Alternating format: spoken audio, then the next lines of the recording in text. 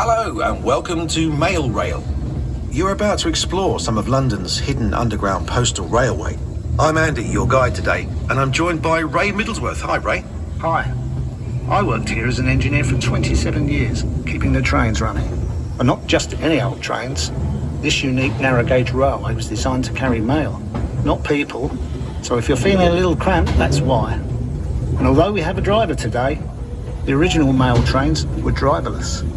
It was a huge network of automated electric trains running right under central London, carrying mail between main railway stations and sorting offices much faster than along the congested streets above our heads.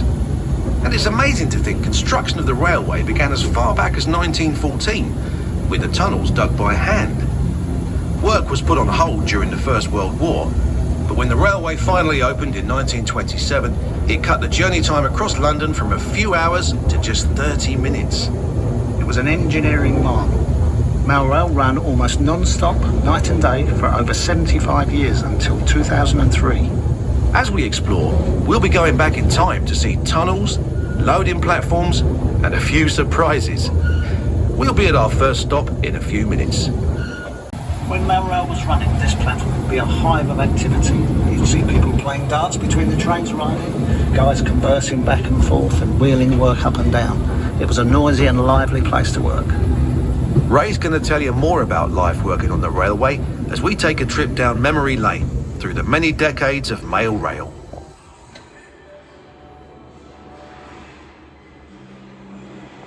We're under Mount Pleasant sorting office, heading east to Whitechapel.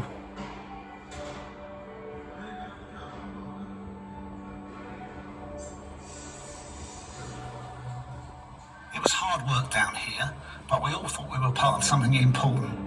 There was enormous team spirit.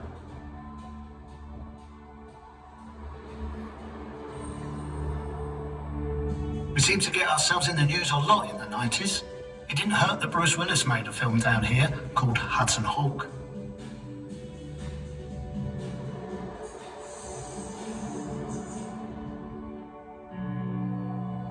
In the 80s, we had our 60th anniversary. Along with that, we had a new brand and finally some new trains. So easy.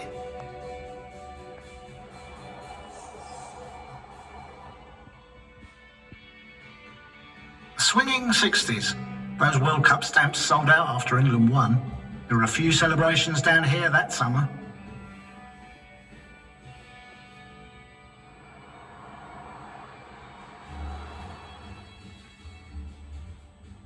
In the 50s, air travel became much more common, and so did airmail, and that meant even more of it travelled along mail rail.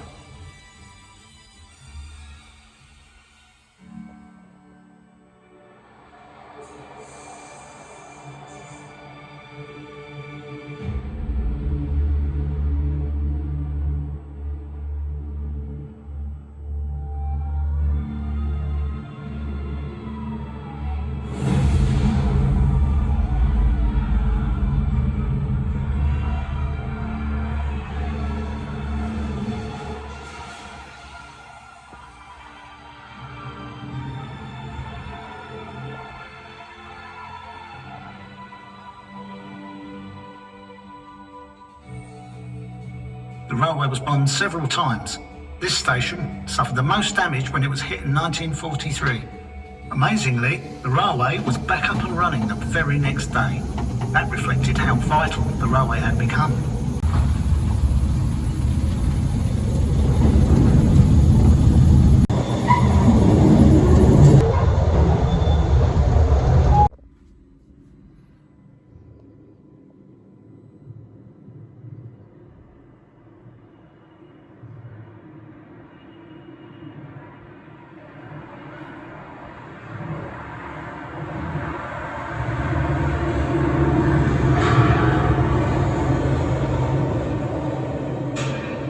Don't worry, everybody.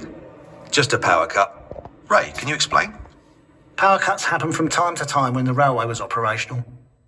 We could draw power from the next station along to keep everything running. And of course, us guys in the engineering teams always kept the trains and track in good order. Then there was no email, texting or instant messaging. Whatever the message, it was sent through the post. So there was a lot of mail to move.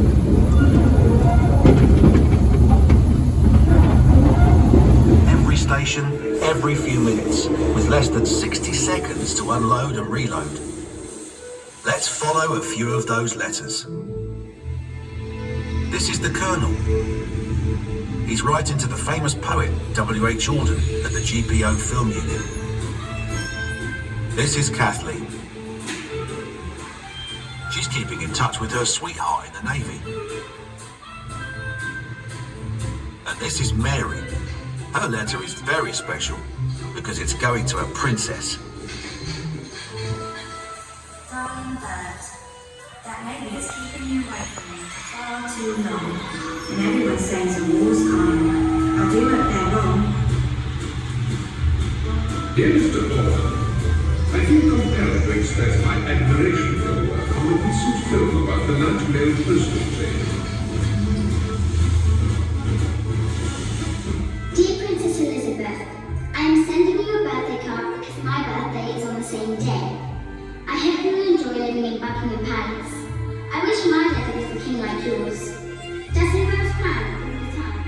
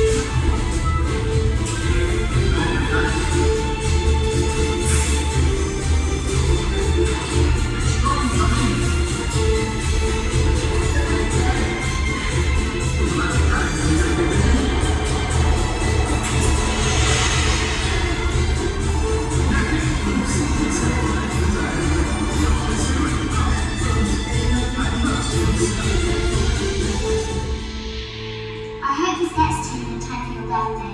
I suppose you get lots of letters every day. Please read this one. Yours sincerely, Mary Reardon, age 11. I look forward to your next lunch with keen interest. Keep up the good work. Yours sincerely, Colonel Arthur Bingley Crouch, retired. Must go now, or I shall be late for work. Those frocks won't sell themselves. Take good care of yourself, Bert, my love. Kisses, your sweetheart, Kathleen.